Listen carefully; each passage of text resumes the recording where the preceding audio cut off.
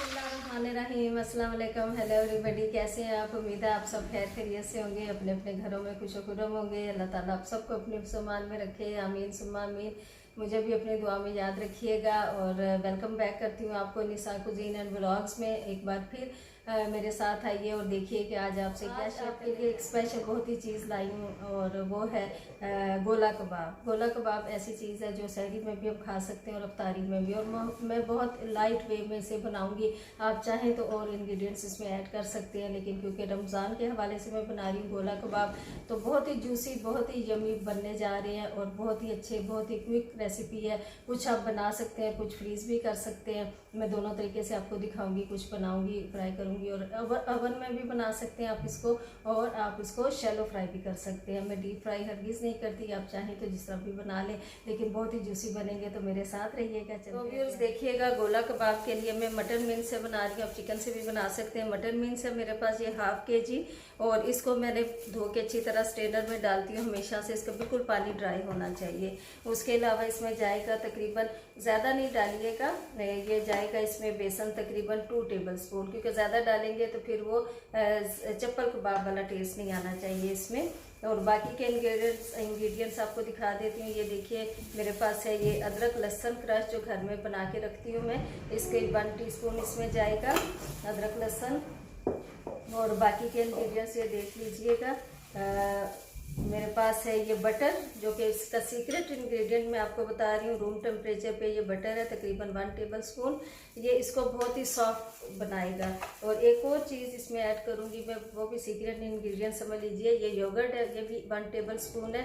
ये इसको जूसी बनाएगा, तो बहुत ही सॉफ्ट और जूसी यमी बनने जा रहे हैं गोला कबाब। और ये देखिए ग्रीन चिलीज़ हैं, green chillies, chopped green chillies हैं। वैसे तो चॉप राइस ही सबको करूँगी, साबुत भी अब डाल दें, कोई हर्ज नहीं। 3 से 4 है, अकॉर्डिंग टू योर टेस्ट ले सकते हैं। थोड़ा सा इसमें लेमन जूस जाएगा, बिल्कुल थोड़ा सा।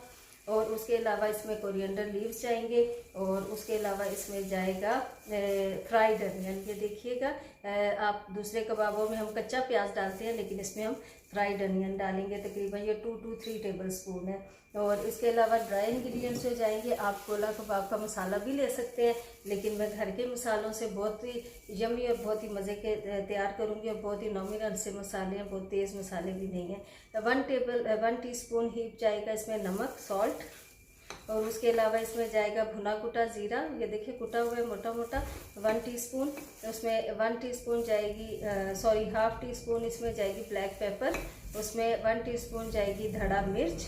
और इसमें 1 टीस्पून जाएगा ये करी पाउडर, जो है मसाला पूरा जो होता है ना, उसमें सारे इंग्रेडिएंट ये जाएगा। ये लाल मिर्च पाउडर भी आप डाल दें, इतना तीखा नहीं होता। इसके साथ में ये मिर्चें ऐड कर रही हूँ। वैसे आप अपने हिसाब से मसाले कम या ज़्यादा कर सकते हैं। तो सबको चॉपर में डालते हैं, चॉपराइज करते हैं, और फिर गोला कबाब की शेप दे देते हैं। बहुत ईजी है ना, और बहुत ही यमी बनने वाले हैं इंशाल्लाह ताला। व्यूअर्स देखिएगा, ये चॉपर में मैंने डाल दिया है मिन्स कीमा। उसमें अदरक लहसुन डाल रही हूँ, सारे के सारे इंग्रेडिएंट्स इनफैक्ट चॉपर में डाल के बस चॉपराइज कर लेना है। बिल्कुल बारीक इसको रखना है ताकि टूटे भी नहीं, और बहुत ही अच्छे फिर वो सॉफ्ट से बनते हैं। तो देखिए योगर्ट डालने से, और रूम टेम्परेचर पे जो बटर है, घी भी डाल सकते हैं आप, दूसरा घी भी डाल सकते हैं, लेकिन मैं बटर डाल रही हूँ। और फ्राइड अनियन से ये इसका बिल्कुल डिफरेंट टेस्ट आएगा ना। इसमें वो आएगा सीख कबाब वाला टेस्ट, ना आएगा कोफ्ते वाला टेस्ट, और ना आएगा चप्पल कबाब वाला। तो ये ऐसे होते देखे मोर और लेस वही इंग्रेडिएंट्स हैं, लेकिन हम इनको यूज़ कैसे करते हैं वो बिल्कुल टोटली डिफरेंट कर देते हैं रेसिपी को ना, उसके टेस्ट को। तो ये देखिए बिल्कुल डिफरेंट टेस्ट आएगा। ज़रूर ट्राई कीजिएगा अपने घरों में और मुझे बताइएगा। और बहुत ही सिंपल, ये देखिए बिल्कुल बारीक। इन मशीनों ने तो हमारी ज़िंदगी आसान कर दी है ना, वरना तो हमें कूटना पड़ता इतना। तो बहुत ही ईजी वे में बन जाती है हर चीज़ माशाल्लाह। चॉपर जिस घर में है, और बहुत ही जल्दी बनने वाले कबाब है। थोड़ा सा ऑयल ज़रूर हाथों को लगाइएगा। ऑयल लगाने से ये होता है कि वो चिपकते नहीं, और अच्छे वैसे भी तो ऑयल में ही फ्राई होने होते हैं ना। तो प्लेट में भी ऑयल लगा लीजिए जिसमें आप रख रहे हैं इनको, ताकि चिपके नहीं साथ। और ये देखिए स्ट्रॉ की मदद से, ये देखिए कितना अच्छा उसका सुराख भी, और बिल्कुल उसकी शेप बिल्कुल ख़राब नहीं हुई ना। तो बहुत अच्छा। सीख ज़रा लंबी होती है या कुछ इस तरह, तो ज़रा हैंडल करने मुश्किल होती है।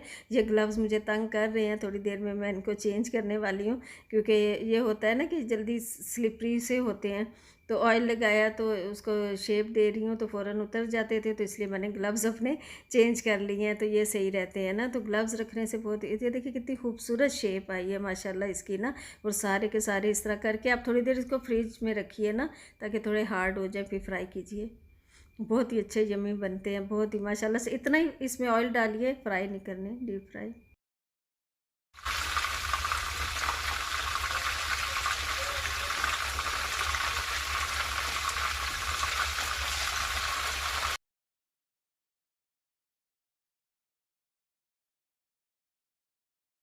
इसी के ऊपर मैं क्या करूँगी कि इसी प्याज को रिंग में काटा हुआ जो मैंने हल्का सा इसमें सौते करूँगी, और थोड़ा सा नमक लगा इस प्याज को मैंने ना, मैं आपको दिखाना चाह रही थी कि इससे बहुत अच्छा मज़े का प्याज बच जाता है। हल्के से आप रिंग्स काट लीजिए, छोटा प्याज था, बड़ा होगा तो बड़े रिंग्स कटेंगे, और इसको फ्राई कर लीजिए उसी ऑयल में नमक डाल के। तो ये देखिए, थैंक यू फॉर वॉचिंग, बहुत यमी, इंजॉय कीजिए मेरे साथ, और अपना बहुत ज़्यादा ख्याल रखिए। और इस गोला कबाब को ज़रूर ट्राई कीजिएगा। और माशाल्लाह से हमारी अफ्तारी तैयार हो चुकी है, और 11वां रोज़े की अफ्तारी तैयार हो चुकी है। तो अल्लाह ताला आप सबको अपने सामान में रखे। अल्लाह हाफिज़, take care, thanks for watching.